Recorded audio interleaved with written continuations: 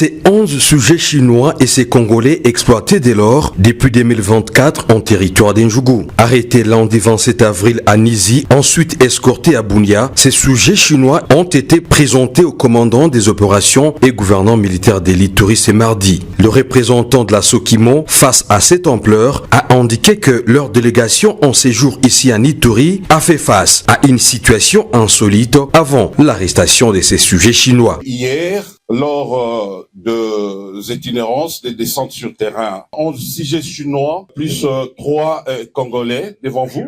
On les a amenés ici pour que les services de la justice puissent mener des enquêtes davantage. Face à cette situation d'exploitation illégale dès lors à Ituri, à la base de l'insécurité et une source irréfutable du ravitaillement de groupes armés, le commandant des opérations et gouverneur militaire de l'Ituri demande à la justice de mener des enquêtes sérieuses. Je voudrais que ça soit un exemple. Non seulement pour ces travailleurs, peut-être qui ont été récupérés comme ça, envoyés dans le site minier, mais aussi le propriétaire de cette société-là. C'est un monsieur qui doit être poursuivi, qui doit être arrêté. Il faut que ça cesse. Hélas, on nous prend pour des naïfs et on continue le même jeu. Vous avez été prévenus. Cette fois-ci, on va punir. Le numéro 1 de la province de l'Ituri, le lieutenant-général Luboyanka Chamadjoni, a promis suivre de près ces dossiers pour mettre définitivement fin au financement des groupes armés qui endeuillent au quotidien les Ituriens. Je demande à notre justice de faire des investigations jusqu'au bout, que ça soit pour Aru et pour la situation de Nizi. Vous savez qu'hier, lorsqu'on a découvert ce groupe, à la sortie, la délégation